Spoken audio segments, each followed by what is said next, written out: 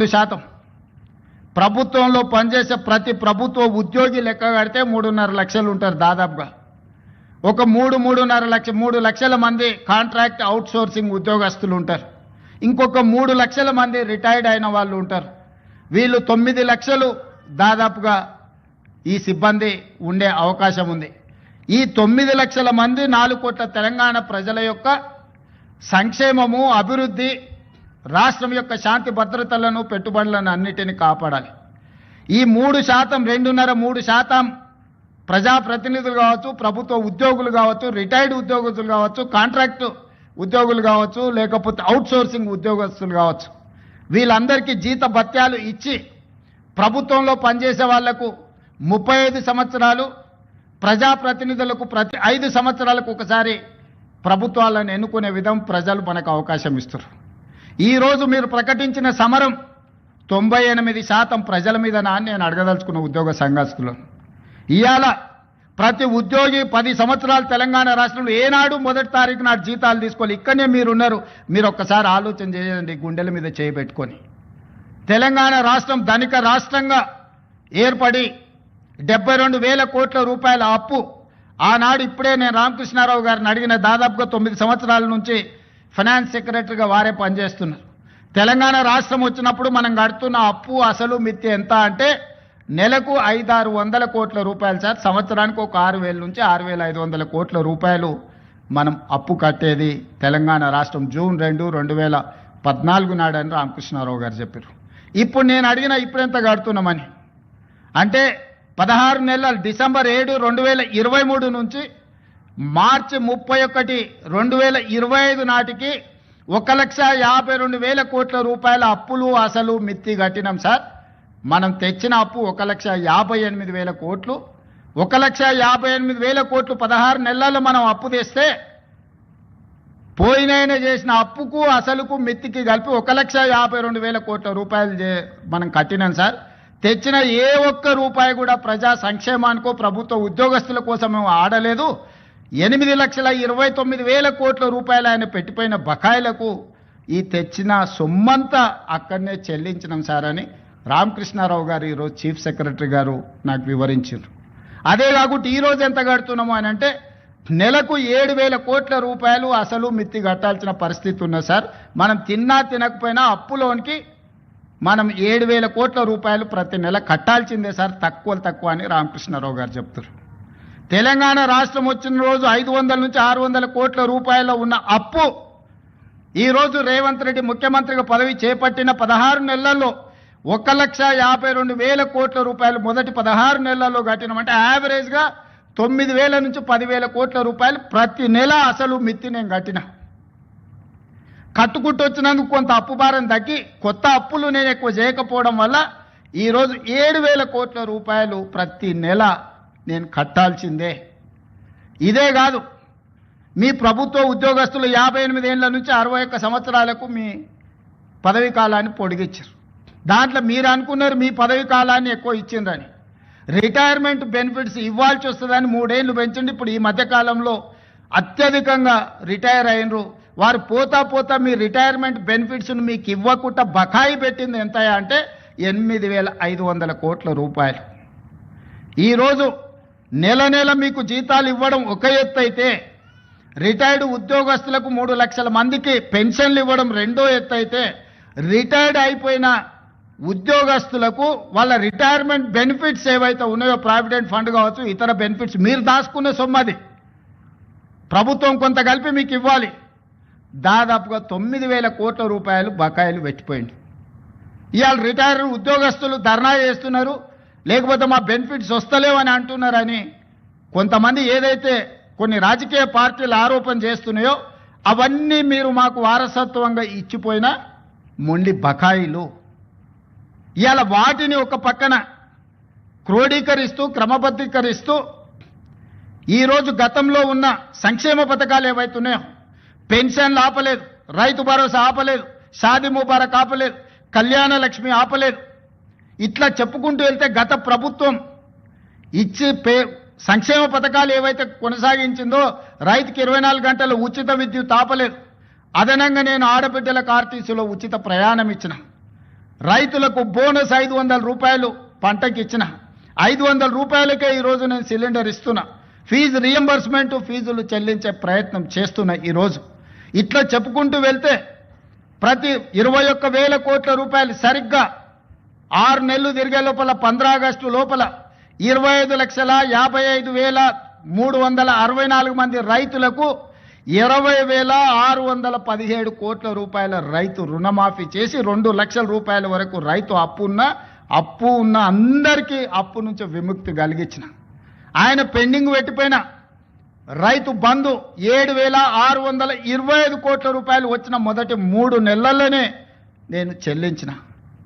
అంటే ఈ 15-16 నెలల కేవలం రైతులకే 30,000 కోట్ల రూపాయల నగదు వాళ్ళ ఖాతాలకు బదిలీ చేసిన.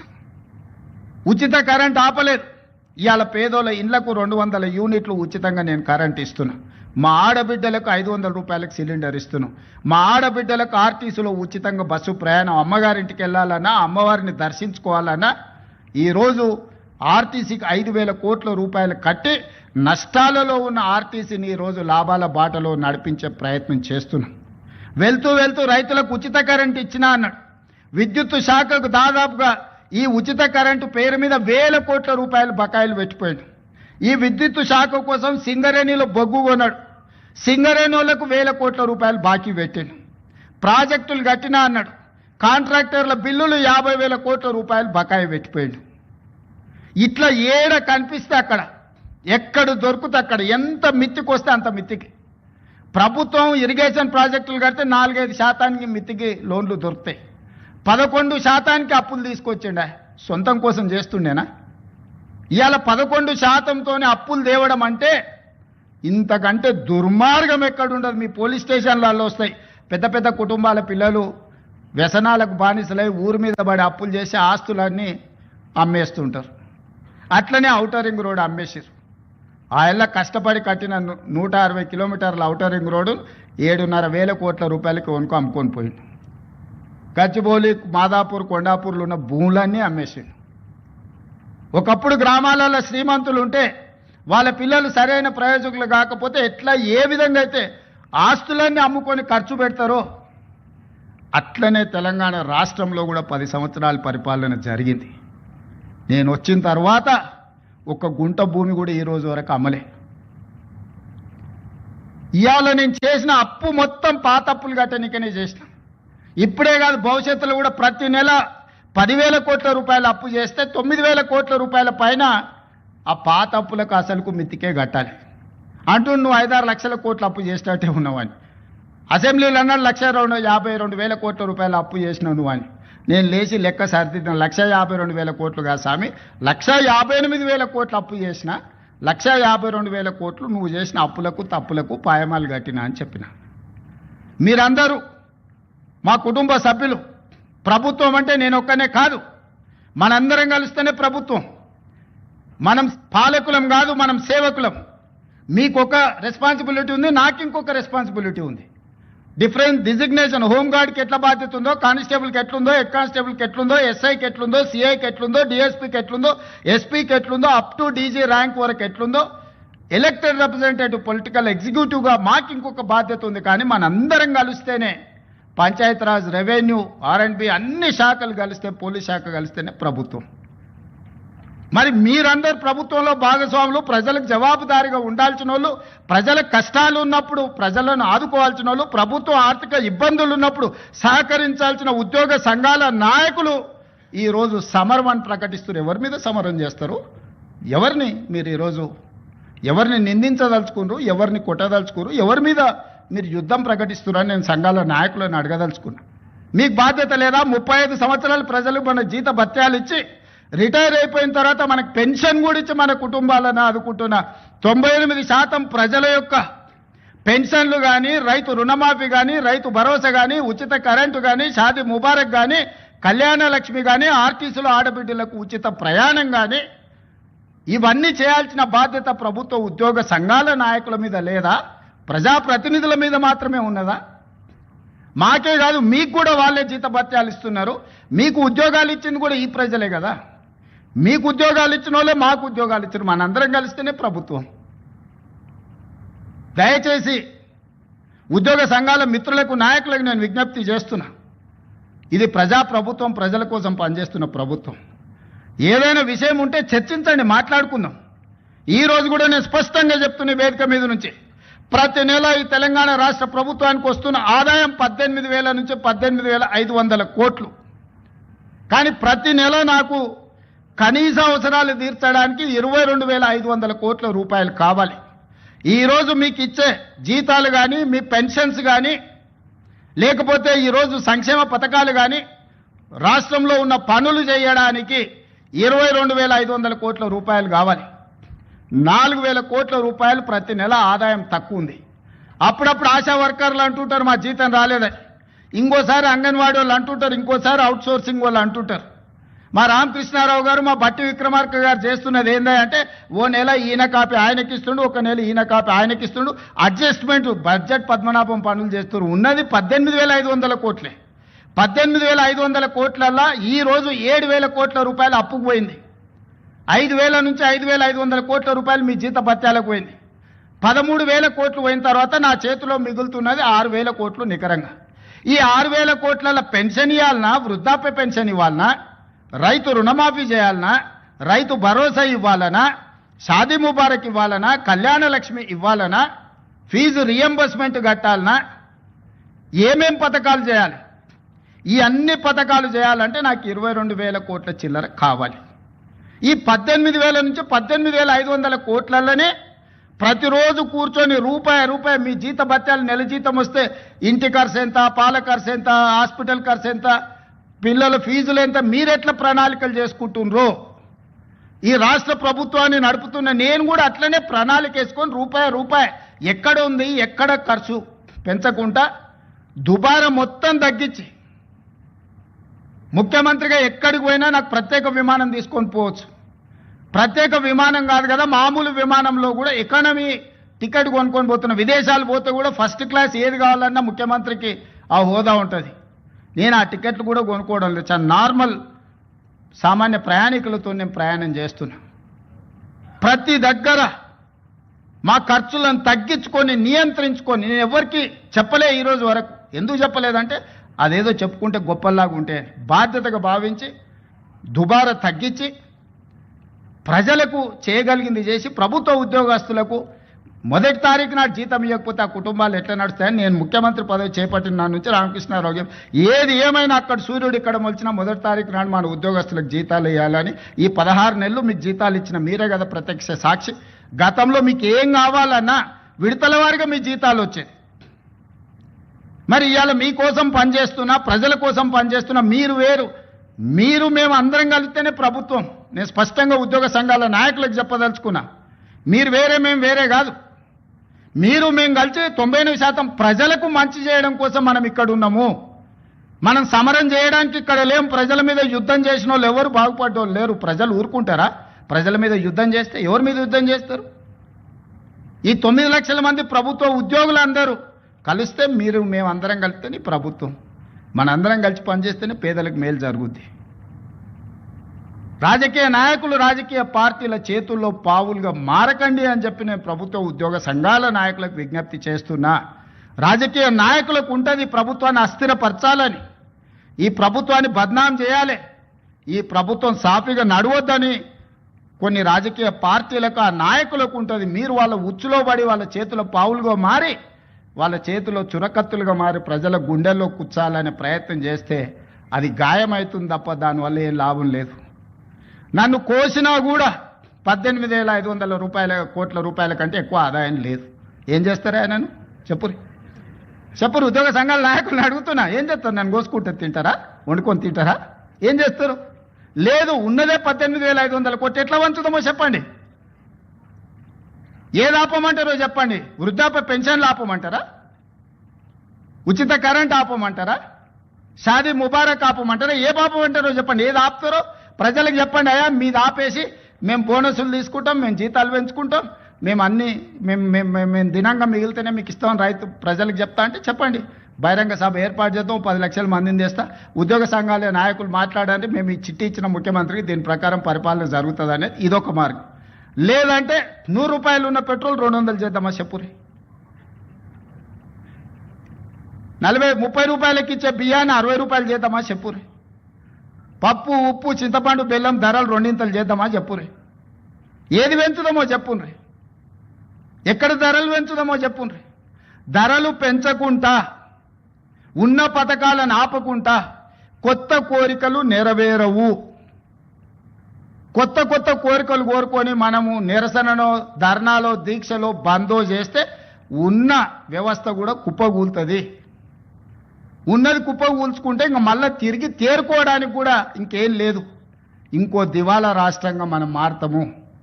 ఇవాళ మీరు సమరాలు చేస్తే శాంతి భద్రతలు దెబ్బతింటే పెట్టుబడులు ఆగిపోతాయి. పెట్టుబడులు ఆగిపోతే నిరుద్యోగ యువకులకు ఉద్యోగ అవకాశాలు దొరకవు. విద్యా వ్యవస్థ విద్యా సంవత్సరం వృధా అయిపోద్ది ప్రభుత్వ ఉద్యోగస్తులు సహకరించకపోతే. నేను ఒక్కరిని ఏం చేయగలను? రామకృష్ణారావు లేకపోతే డీజీపీ ఏం చేయగలరు? మేము మిమ్మల్ని కొట్టం తిట్టం ఉన్నది ప్రజలకు వివరిస్తాం. మిత్రులారా, ఉద్యోగ సంఘాల నాయకులనే విజ్ఞప్తి చేస్తున్నా. నాకేమున్నది? నేను ₹1 ఇంటికి తీసుకుపోను. నేను మిగతాలాగా కాదు, నాకేం అవసరం లేదు. నల్లమల అడవుల నుంచి ఒక చిన్న గ్రామం నుంచి ఈ రాష్ట్రానికి తెలంగాణ రాష్ట్రానికి ముఖ్యమంత్రి అయినా ఇది ప్రజలు ఇచ్చిన గొప్ప గౌరవం. బతుకున్నంత కాలం ఈ గౌరవం నిలబెట్టడం కోసమే నేను పనిచేస్తా. నాకు వేరే కోరికలు లేవు, వేరే ఆలోచన లేదు, వేరే ఆదాయం అక్కర్లేదు. కానీ బాధ్యతగా వ్యవహరించాల్సిన మనం బాధ్యత మార్చి వ్యవహరిస్తామని అంటే అది తెలంగాణ సమాజానికి తీరని నష్టం జరుగుద్ది. రాష్ట్రం ఆర్థికంగా బాగలేదు, అప్పు పుడతలేదు, అనా పైసా ఎవడు ఇస్తలేడు. ఎవరినైనా కలవడానికి పోతే బ్యాంకర్లు దొంగలను చూసినట్టు చూస్తున్నారు తెలంగాణ రాష్ట్ర ప్రతినిధులను. ఎవడు ఢిల్లీకి పోతే అపాయింట్మెంట్ కూడా ఇస్తలేడు, వీడు వస్తే చెప్పులు కూడా ఎత్తుకుపోతాడేమో అన్నట్టుగా ఆ పరిస్థితి ఉంది దేశం ముందల.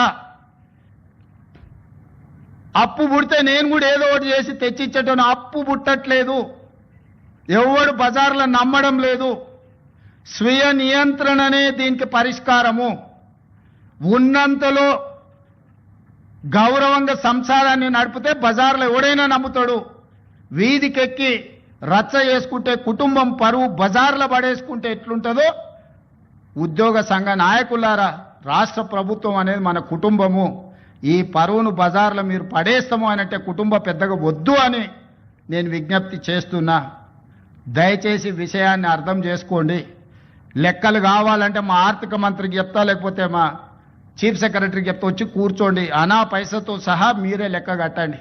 నేను చెప్తున్న దానికంటే ₹1 ఆదాయం ఎక్కువనా మీకే పంచిపెడతా. కాంట్రాక్టర్లకు బిల్లులు ఇవ్వాలంటే ఇంకొక 7,000 కోట్లు కావాలి. నేను చెప్పేది అన్ని నిత్యావసర అత్యవసరానికే 22,000 కోట్లు. దాంట్లోనే 4,000 కోట్ల తుట్టుంది. ఇక ఆయన పెట్టిపోయిన 50,000 కోట్ల రూపాయల కాంట్రాక్టర్లకు పాత బకాయిలు ఇవ్వాలంటే నెలకి 7,000 కోట్లు కావాలి. ఇవాళ సాగునీటి ప్రాజెక్టులల్లా 70%, 80%, 90% ప్రాజెక్టులు పూర్తి అయినా ఉన్నాయి. నెలకు 1,000 కోట్లు సాగునీటి మీద మనం ఖర్చు పెడితే 2 ఏళ్లలో దాదాపుగా 20 లక్షల ఎకరాలకు నీళ్లు ఇవ్వచ్చు. ఇవాళ రాష్ట్రం మొత్తం నెలకు మొత్తం ఇన్ఫ్రాస్ట్రక్చర్ R&B కావచ్చు, పంచాయతీరాజ్ కావచ్చు, ఇరిగేషన్ కావచ్చు, any other department for development works I'm not able to spend even 1,000 crores. ప్రతి నెల రాష్ట్రంలో జరుగుతున్న కాంట్రాక్టులు పనులకు బిల్లులు చెల్లించాలంటే 1,000 కోట్లు కూడా దొరకడం లేదు. 1,000 కోట్లు కూడా రావడం లేదు. 600-700 కోట్ల రూపాయలు ఇచ్చి 10 ఏళ్ల నుంచి అయ్యని రోడ్లు ఊర్లలో ఇవాళ గుంతలు పడ్డాయి. మీరు కష్టపడి కారు కొనుక్కుంటారు, మీరు సైకిల్ మోటార్ కొనుక్కొని ఫ్యామిలీతో పోతుంటే సడన్గా గుంత వస్తే అందులో పడి కింద పడి కాలు ఇరిగిపోతుంది. ఇవాళ చిన్న చిన్న గ్రామాలకు రోడ్లు వేయాలంటే అనా పైస లేదు. పాత రోడ్ల మీద డాంబర్ వేద్దామంటే కూడా ₹1 లేదు. రాష్ట్రం మొత్తం ఆర్థికంగా దెబ్బతిని ఉన్నాము.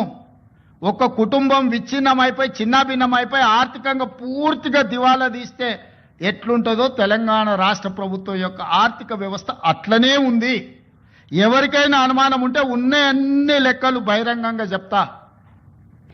ఉద్యోగ సంఘాలు అందరు రాండి, ఆర్థిక శాఖ అధికారి దగ్గర కూర్చోండి, ఆర్థిక మంత్రి దగ్గర కూర్చోండి, సహకరించండి. నేను ఇవన్నీ ఎందుకు చెప్తున్నా అంటే మిమ్మల్ని సహకరించమని అడగడానికి చెప్తున్నా. మీరు సమరం చేయడం కోసంగా సమరం చేస్తా అంటే ఎవరు మీరు చేస్తారు? నేను మళ్ళీ చెప్తున్నా, నేను కోసినా కూడా ఇంతకంటే ₹1 ఎక్కువ వెళ్ళదు. బజార్లో ఎవడు నమ్మతలేడు. మొత్తం దివాలా తీసింది. 11% మిత్తికి తెస్తాడే, 3-4%కి రావాల్సినోడు ఎవడన్నా 10 రూపాయల మిత్తికి డైలీ ఫైనాన్స్ తెచ్చుకునేటోడు ఉంటాడు చూడు బజార్లో, అంతకంటే ఎక్కువ అధ్వానంగా అప్పులు తెచ్చిపెట్టిండు ఆయన.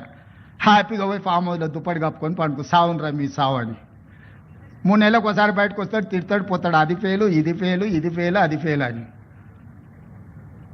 ఆయనకేముంది, ఆనందంగా ఉంది. ఆ చెప్పేటప్పుడు ఫేజ్లో ఎంత ఆనందంగా అనిపిస్తుంది అంటే, రైతు బంధు ఫెయిల్ అనగానే ఆయన ఫేజ్లో ఇట్లా బల్బు 1000 వోల్టుల బల్బు వెలిగినట్టుంది. ఎవడైనా బాధపడతాడా, అరే ఏదన్నా తప్పు జరిగింది ఎవరికైనా రాలేదంటే బాధతో చెప్తాం మనం. ఫీజు రియంబర్స్మెంట్ చేయలేదంటే అయ్యో పాపం పిల్లలు ఫీజులు కట్టకపోతే ఎట్లా వాళ్ళు చదివేట్లా అని ఒక బాధ ఉంటుంది. జీత భత్యాలు రిటైర్డ్ ఉద్యోగస్తులకు బెనిఫిట్స్ ఇవ్వలేదంటే ఒక కన్సర్న్ ఉంటుంది, అరే నీ అమ్మ ఏందా ఇట్లా అయిపోయిందని. వారి ఫెయిల్ చూడండి, ఫెయిల్ చెప్పేటప్పుడు ఇది ఫెయిల్, ప్రతి ఫెయిల్ వెనకాల ఒక 1000 వోల్టుల బల్బు వెలిగినట్టు వెలుగుతుంది ఆయన ఫేసు. ఏం పైశాచిక ఆనందము! ఈ విధ్వంసం మీరు చేసిందే కదా, ఈ ఆర్థిక విధ్వంసము. 3 లక్షల కోట్ల బడ్జెట్ పెట్టాడు, మరి నువ్వెట్లా ఇవన్నీ హామీలు ఇచ్చినావు అని ఒక ఆయన అడిగాడు. 3 లక్షల కోట్ల అప్పు ఉంది, ప్రతి సంవత్సరం 3 లక్షల కోట్ల ఆదాయం ఉందని బడ్జెట్ పెట్టాడు. 3 లక్షల కోట్ల అప్పు ఉండి 3 లక్షల కోట్ల ఆదాయం ఉంటే ఓసి ఇదెంత సంసారం చక్కదిద్దొచ్చని నేను అనుకున్నాను.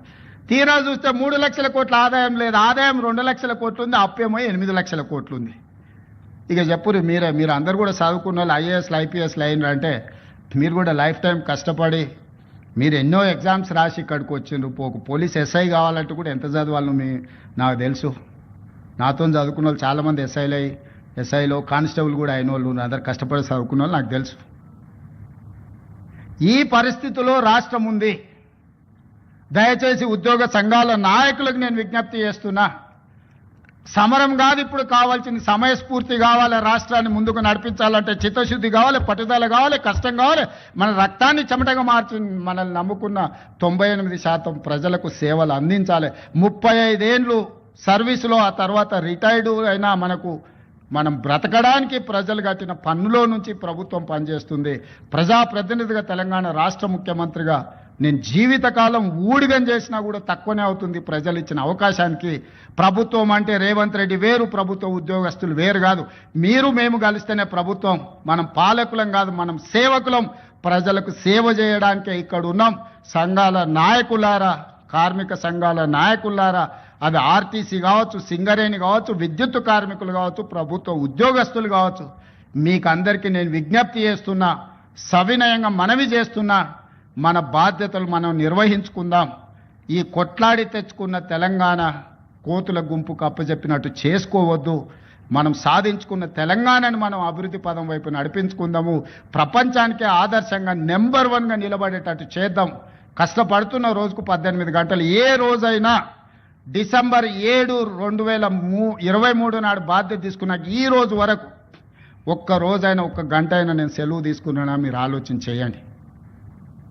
నాకు జీవితంలో ఏమి లక్ష్యం లేదు. ఈ తెలంగాణ రాష్ట్రం దేశానికే ఆదర్శంగా ఉండాల్సిన తెలంగాణ మోడల్ను, తెలంగాణ రైజింగ్ అని ఈరోజు దేశానికే ఆదర్శంగా నిలబడాలని, తీర్చిదిద్దాలనేదే నా పట్టుదల. వయసు ఉంది, ఓపిక ఉంది, మీతో కలిసి కష్టపడే తత్వం నాకున్నది. నాతో కలిసి రండి, తెలంగాణ రాష్ట్రాన్ని అభివృద్ధి పదం వైపు నడిపిద్దాం. పోలీస్ మిత్రులందరూ కూడా నా విజ్ఞప్తి, మీ కుటుంబాలను ఆదుకునే బాధ్యత నాది. శాంతి భద్రతలు కాపాడండి, డ్రగ్స్ మీద ఉక్కుపాదం పెట్టి తొక్కండి, సైబర్ క్రైమ్లను నియంత్రించండి. మనందరం కలిసి రాష్ట్రాన్ని దేశానికే గొప్పగా తలమానికంగా తీర్చిదిద్దుదామని మీ అందరికీ తెలియజేస్తూ మీ అందరి దగ్గర సెలవు తీసుకుంటున్న మిత్రులారా.